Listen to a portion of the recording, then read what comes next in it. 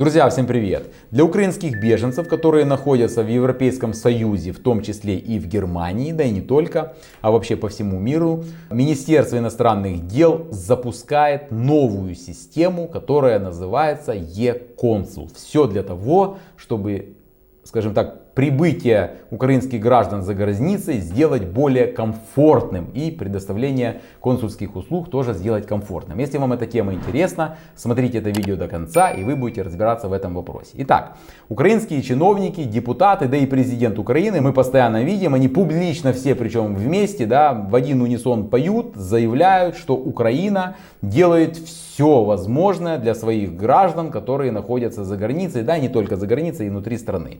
И вот министр иностранных дел Украины, недавно назначенный Андрей Сибига, анонсировал нововведение для украинских беженцев, которые находятся за границей. Андрей Сибига анонсировал масштабное расширение цифровых консульских услуг для украинцев за границей в 2025 году. То есть министерство заработало. То есть будут теперь оказывать вот эти услуги. Эта система, эта целая система будет внедрена, как он сказал. Она называется e-консул. Значит, это все происходит для укрепления национального единства.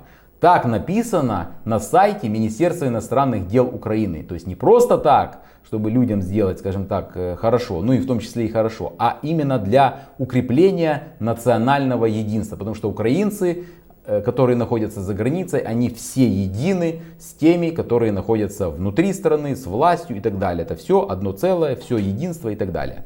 Ну, так это все преподносится украинской властью. Также министр вкратце пояснил, что это за такая система e-консул. Это означает, что в e-консул можно будет выбрать тип необходимой доверенности или заявления и при необходимости добавить информацию.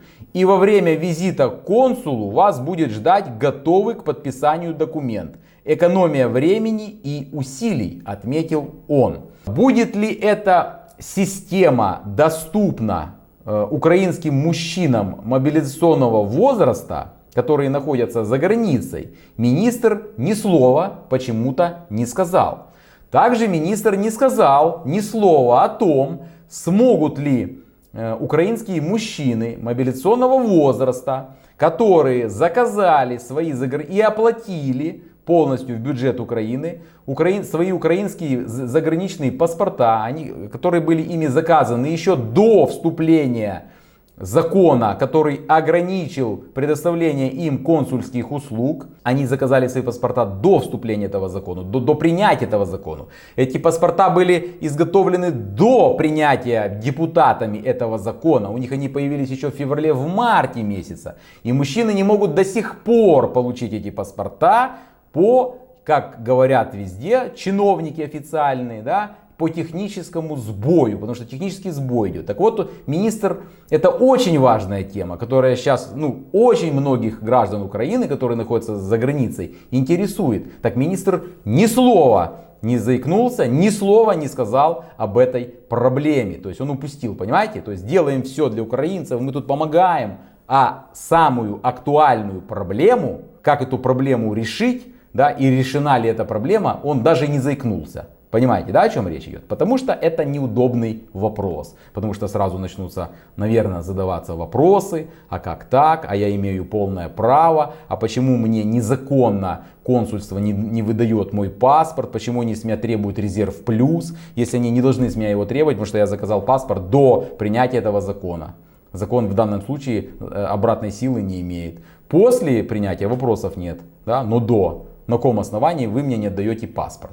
Не сказал, потому что неинтересно. Он зато переключился на другое. Значит, он еще анонсировал, что в 2025 году будет запущено новых много цифровых сервисов в этой новой системе e-консул. Значит, в нескольких странах Европейского Союза будет введена курьерская доставка заграничных паспортов, которые уже изготовлены на территории Украины. Будут эти паспорта доставляться по доступной цене, как он сказал, фирмой «Новая почта». Опять же, ни слова он не сказал о той проблеме, что мужчины не могут получить свои паспорта.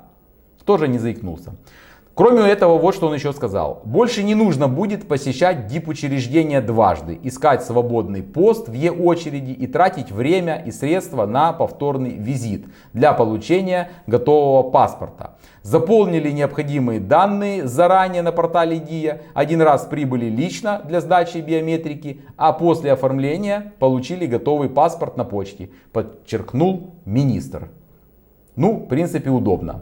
Кроме этого, Министерство иностранных дел планирует весной 2025 года начать выдачу за рубежом, за границей водительских удостоверений. Он тоже не сказал, смогут ли эти водительские удостоверения получить мужчины мобилизационного возраста. Кроме того, во второй половине 2025 года должна заработать еще комплексная услуга в рамках этой системы Е-консул, да, по регистрации рождения ребенка за границей, который родился, и которая будет сразу же включать автоматическую, значит, регистрацию рождения. Сразу будет ребенок приобретать украинское гражданство, если у него один из родителей гражданин Украины, и сразу будут этому новорожденному ребенку присваиваться налоговый номер. Тему зависших паспортов еще раз сделаю на этом акцент, потому что я считаю, что это одна из самых актуальных и важных тем, и украинская власть должна ее объяснить своему народу, почему так происходит, да? Значит, тему зависших паспортов обошел стороной и не упомянул ее. Понятно, по какой причине он это сделал. Потому что это неудобно в настоящее время. Потому что все прекрасно понимают, по какой причине эти паспорта, как сказала Верещук, зависли. И, наверное, министру уже никто не поверит, если он не скажет просто-напросто правду. Вот и все. Друзья, обращаюсь еще раз к тем, кто не собирается после окончания временной защиты возвращаться в Украину.